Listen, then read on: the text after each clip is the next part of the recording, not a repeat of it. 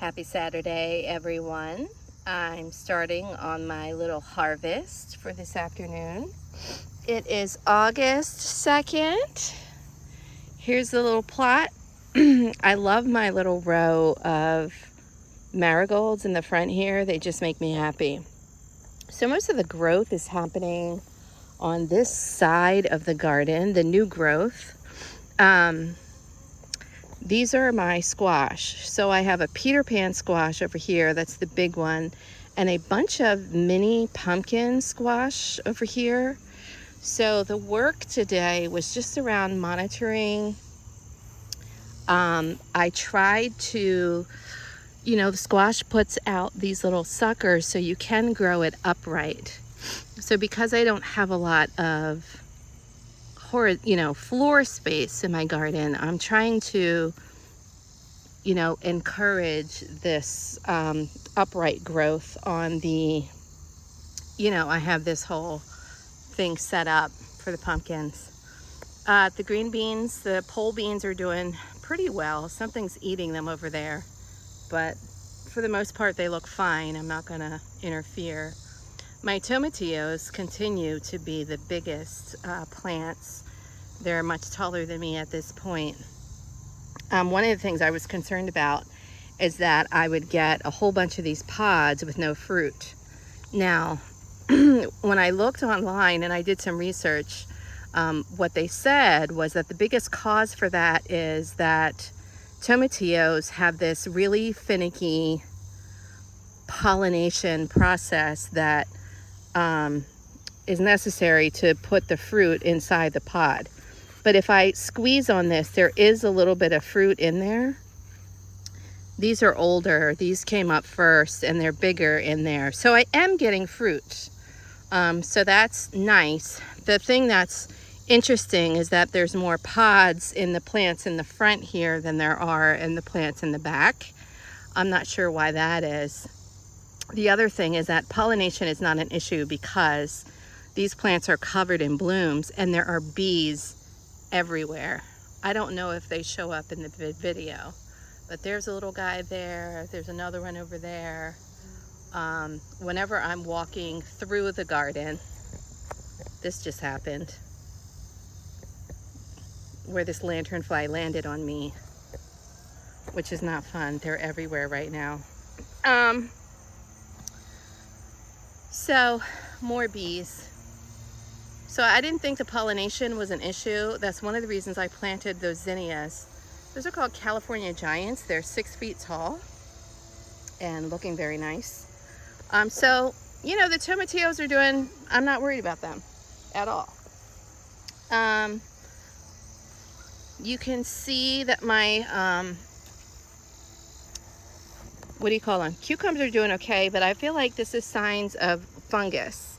I'm going to talk about that in some of the healthcare harmonics videos when I'm talking about seasonal issues, because we are right now in late summer season and the typical pathogen is damp. And so if you look at my zinnias here, this white powdery mildew is a condition of dampness. Now I have organic copper spray to combat that, but it's just a matter of too much damp and humidity, which allows the mildew to kind of take over the plant. I meant to actually show you, I pulled out one of my, if you look at this plant here, this tomatillo plant, it just doesn't look healthy. So I actually chopped it off and pulled it out.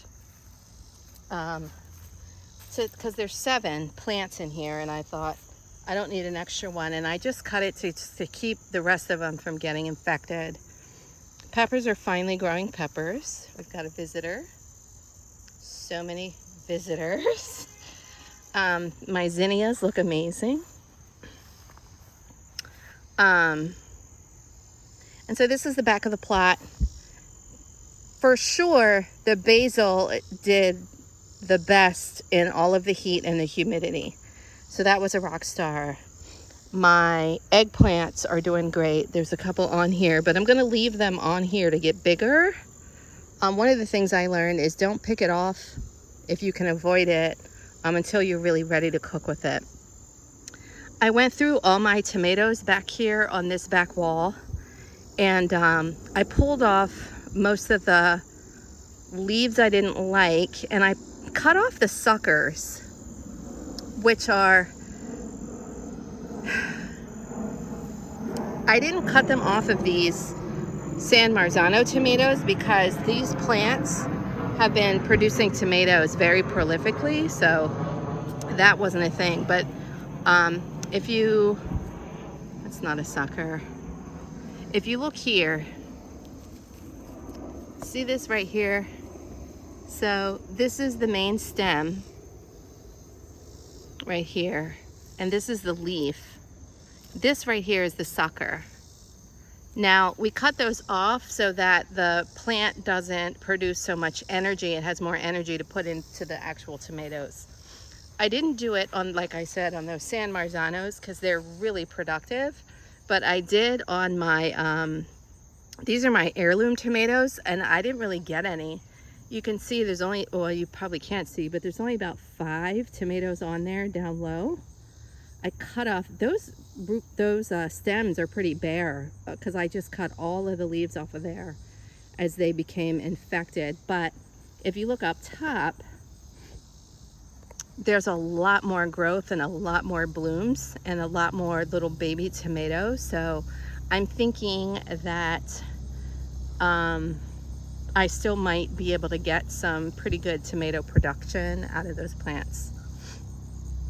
I'm not posting with the same frequency because there's less to say, but today for sure I need to come back and get on top of this powdery mildew issue, which is affecting multiple plants. I think that's what's going on here with that leaf discoloration.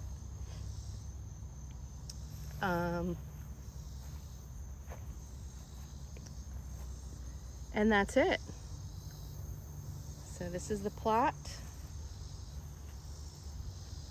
Winding down the season. Happy late summer. Happy gardening.